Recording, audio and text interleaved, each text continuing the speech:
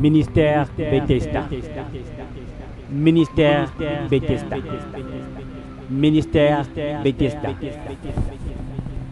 Mais vous savez, la foi, c'est la chose la plus importante dans la vie d'un croyant.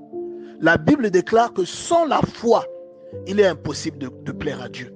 La foi, c'est comme un passeport.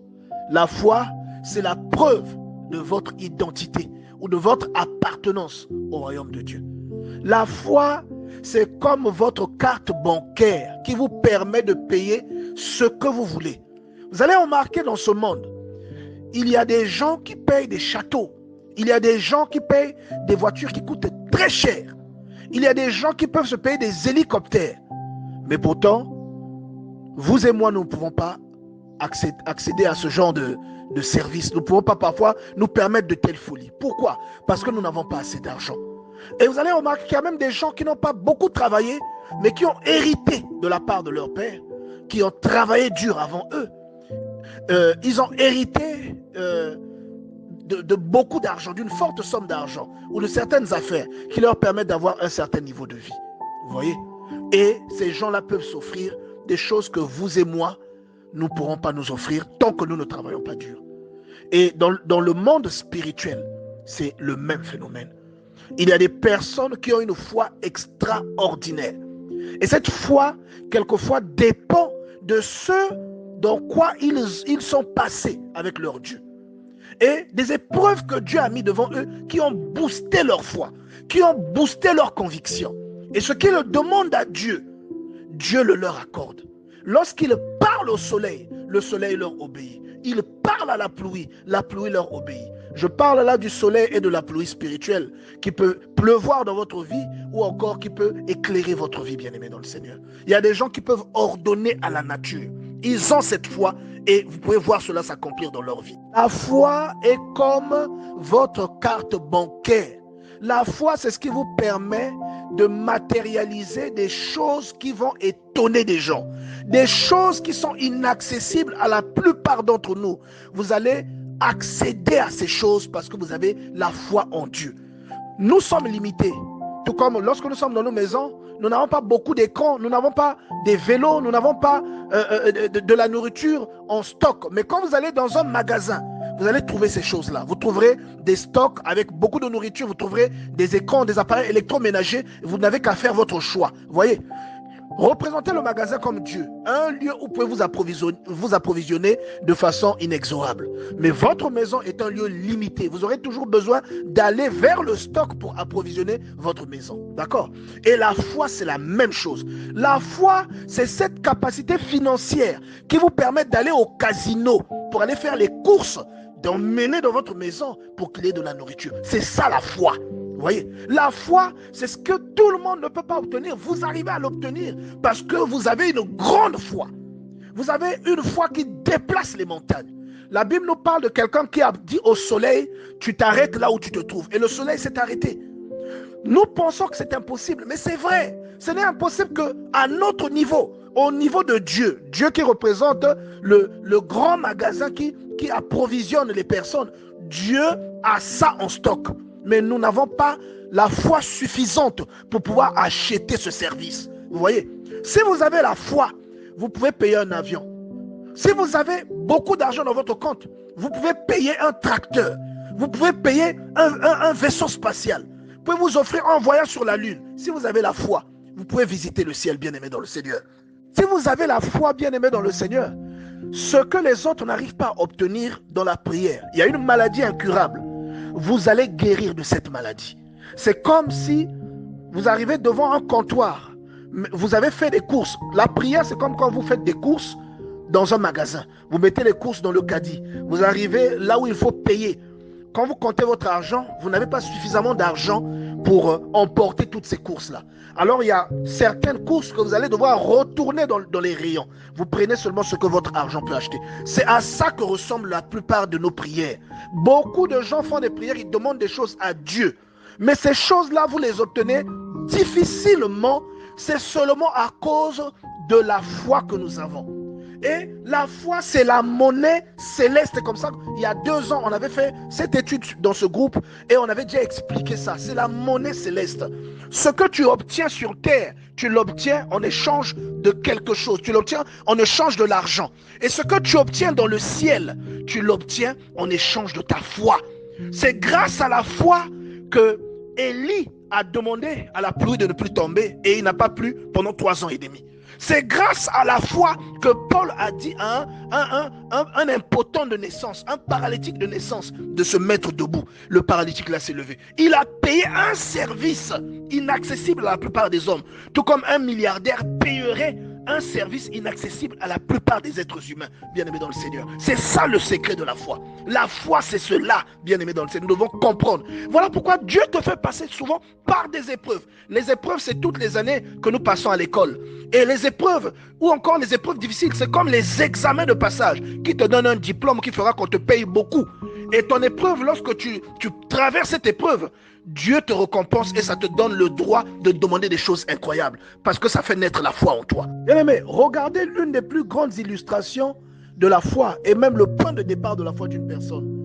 Dieu, qui est notre instructeur et notre Père, demande à Josué de méditer la parole nuit et jour. Il lui dit, si tu fais ça, tu vas réussir dans tout ce que tu feras. Mais ce n'est pas parce que tu lis que tu réussis. C'est parce que ce que tu lis produit quelque chose en toi. Vous voyez? Et la Bible nous dit plus loin que Josué a ordonné au soleil de s'arrêter. Il dit, soleil, arrête-toi sur Gabaon. La Bible dit le soleil s'est arrêté sur Gabaon pendant près d'une journée. Il dit, et toi lune, arrête-toi sur Ajalon. La lune s'est arrêtée. La Bible dit que le jour ne s'est pas couché pendant près d'une journée supplémentaire. Il a parlé au soleil. Josué était riche dans son compte spirituel. Il était un milliardaire céleste. Dans la foi, il avait des milliards. Il avait tellement de foi qu'il a commandé au soleil. Jésus-Christ nous le dit dans Luc chapitre 17 verset 6. Si vous avez la foi comme un grain de sénévé, vous direz à ce sycomore, déracine-toi et plante-toi dans la mer et il vous obéira. Vous voyez, la parole de Dieu le confirme. Jésus-Christ le confirme. Dans Matthieu 17, verset 20, il dit c'est à cause de votre foi. Il dit, je vous le dis, si vous avez la foi comme un grain de sénévé, vous direz à cette montagne, transporte-toi d'ici là, et elle se transportera. Rien ne vous serait impossible. Vous voyez, rien ne vous serait impossible. Josué a parlé au soleil. Le soleil lui a obéi. Vous voyez, Élie a parlé à la pluie. Il a parlé au ciel. La pluie lui a obéi. Vous voyez, bien aimé, ce n'est pas impossible. Dans le magasin, il y a tout ce dont nous voulons. Mais si nous sortons les mains vides, c'est parce que nous n'avons pas assez d'argent. Ce n'est pas le magasin qui manque d'articles. Ce sont nos poches spirituelles qui sont vides. C'est notre foi qui n'est pas à la limite qu'il faut. De Dieu, beaucoup de chrétiens restent cloués au sol dans leur vie. Tandis que la vie en Jésus-Christ, c'est comme un avion qui vole dans les airs et qui parcourt des distances incroyables. La puissance dégagée par les réacteurs défie la loi de l'aérodynamique. Vous voyez, la loi de la pesanteur est défiée par cette puissance. Cette puissance est comparable à la foi. Parce qu'il est quasiment impossible à un corps physique de se lever dans les airs. Il y a encore quelques siècles, c'était une impossibilité. Mais grâce à cette invention, grâce aux réacteurs, ils ont réussi à contourner la loi de l'aérodynamique, bien aimé dans le Seigneur. Et c'est comme la foi. La foi te permet de faire des choses incroyables. Mais pour que cette foi ait cet effet, il faut que tu sois nourri à la puissance de la parole de Dieu. Voyez? Et c'est comme un avion qui a besoin de kérosène pour pouvoir exprimer la puissance qu'il a dans ses réacteurs. Parce que de façon naturelle, la vie d'un être humain est lourde. De façon naturelle, le miracle n'est pas accessible. Il faut aller chercher le miracle. Et le miracle vient grâce à une puissance.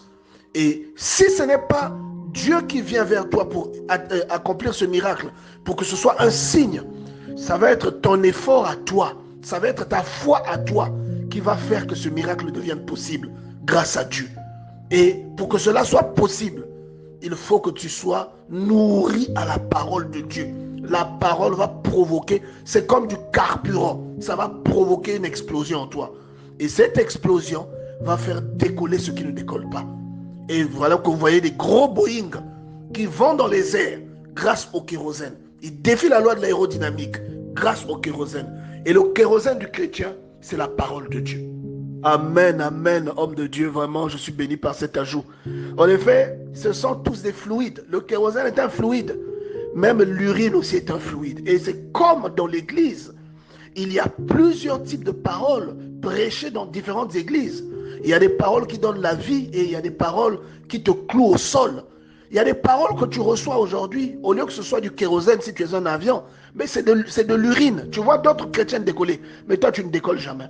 Tu reçois les paroles des personnes qui sont des coachs personnels, des motivateurs, au lieu d'être des prédicateurs de l'évangile. Ce sont des motivateurs et des businessmen.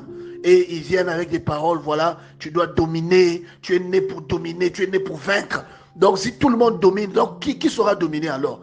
Bien aimé, Jésus n'a jamais prêché un tel évangile. L'évangile que Jésus a prêché, c'est la repentance, la sanctification et l'amour. Jésus n'a jamais prêché l'évangile. Ça, c'est l'eau de l'oseille parfois qu'on est en train de mettre dans les réservoirs des gens. Vous n'allez jamais décoller avec cette parole. Connectez-vous à la parole de Dieu, à la source, la Bible. Lisez la Bible. Et cette parole produira en vous un effet extraordinaire. Vous allez devenir des bombes. Vous allez décoller. Vous pesez des tonnes. Les tonnes là, c'est les problèmes qui sont en train de miner vos vies. Mais vous allez voir qu'un Boeing, je ne sais pas combien, lorsqu'on met du kérosène et qu'il démarre, il défie la loi de la pesanteur. Et il affronte, il va, il s'élève vers le ciel. C'est comme un chrétien qui développe sa foi. Aucune limite ne pourra s'imposer à toi, bien-aimé dans le Seigneur. Mais tout dépend du type de parole que tu écoutes. Toutes les paroles que nous écoutons ne produisent pas la vie. Il y a des paroles qui sont sorties de leur contexte. Il y a des paroles qui empoisonnent même ton orientation. Au lieu de chercher Dieu et le salut, tu commences à chercher la richesse. Faites attention, bien-aimé. Bien-aimé dans le Seigneur. Aujourd'hui, si vous allez dans une église, vous aurez l'impression que les gens veulent s'habiller les uns mieux que d'autres. Vous voyez, vous aurez l'impression qu'il y a un esprit de concurrence. Mais quand vous remarquez une telle chose, sachez que vous êtes nourri avec un poison. Il y a un poison à la source. C'est la parole de Dieu. Regarde, il y a même certains hommes de Dieu, surtout leaders de ce type d'église. Vous allez remarquer que même eux, ils sont de la concurrence. Qui a le plus de voitures? Qui a le plus de followers sur les réseaux sociaux? Qui a le plus de membres d'église? Qui a le plus d'églises? Qui a le plus d'églises à travers le monde? Des enfants de Dieu, les enfants d'un même père, d'une même mère. Au lieu de chercher la foi, au lieu de chercher la sanctification, on passe notre temps à faire des comparaisons. On prêche un évangile qu'on appelle l'évangile de la prospérité, Kingdom Now. C'est un évangile qui te change tes objectifs. Au lieu que tu aies l'objectif du salut de ton âme, comme ce que le Christ a prêché, tu auras l'objectif de t'enrichir. Tu as vu le voleur à la croix dire à Jésus qu'il voulait devenir riche. Le voleur à la croix, il a dit à Jésus qu'il voulait être sauvé. Bien aimé, faites grandir votre foi en ayant accès à la parole véritable. Nourrissez-vous au pâturage qui convient à votre nutrition. Il y a beaucoup de chrétiens aujourd'hui qui sont chrétiens de nom à cause de la nourriture spirituelle qu'on leur donne. Dans votre maison, si vous nourrissez mal votre enfant, cet enfant ne sera pas en bonne santé. Et votre esprit est nourri aussi par quelqu'un que Dieu a mis au-dessus de vous, qu'on appelle le pasteur ou le prédicateur. S'il vous nourrit avec une parole qui n'est pas correcte, ça va déformer vos objectifs et votre esprit ne sera pas correctement nourri. Bien-aimés, je vous dis que faites cette expérience. Il y a des chrétiens qui sont abonnés aux maris et aux femmes de nuit, quelles que soient les prières qu'ils font. Pourquoi? Parce que ta prière n'est pas puissante. Pourquoi la prière n'est pas puissante? Parce qu'il te manque le carburant. Le carburant, c'est la parole que l'on introduit en toi pour provoquer de la puissance. Il te manque ce carburant. Et quels que soient tes efforts, tu rencontres les mêmes difficultés. Commence à t'interroger, commence à te poser des questions. Recherche la foi. La Bible dit dans le psaume 1 que celui qui évite les mauvais compagnons et qui passe son temps à mettre la parole de Dieu, il est comme un arbre planté près d'un courant d'eau. Son feuillage ne sèche jamais. Et tout ce qu'il fait lui réussit. Et dans Josué, chapitre 1, verset 8, il est écrit que ce livre de la loi ne s'éloigne pas de ta bouche. Médite-le nuit et jour. afin d'agir selon ce qui est écrit. Car c'est alors que tu auras du succès dans tes entreprises. C'est alors que tu réussiras. Bien-aimé, si tu ne réussis pas, le problème parfois vient de ce que tu entends à l'église, de ce que l'on te met dans l'esprit, ce avec quoi l'on te nourrit. C'est parfois ça la cause. Tu n'arrives pas à être nourri avec la parole qui peut susciter la repentance, qui peut susciter la communion avec Dieu, qui peut te pousser vers l'amour du prochain, qui peut te pousser à pardonner, à enlever tous les fardeaux qui peuvent aujourd'hui t'empêcher d'entrer dans le royaume des cieux. Parfois, c'est là le problème. Donc, si tu te connectes à la vraie parole, tu vois que cette parole-là va apporter la vie. Cette parole fera tomber tes chaînes. Et si Dieu veut que tu sois riche, tu seras riche. Mais ça ne doit pas être ton objectif. Ce n'est pas toi qui dois courir vers la richesse. Tu dois courir vers la foi. Et ce que tu cherches viendra dans ta vie. Ministère Bethesda. Ministère Bethesda.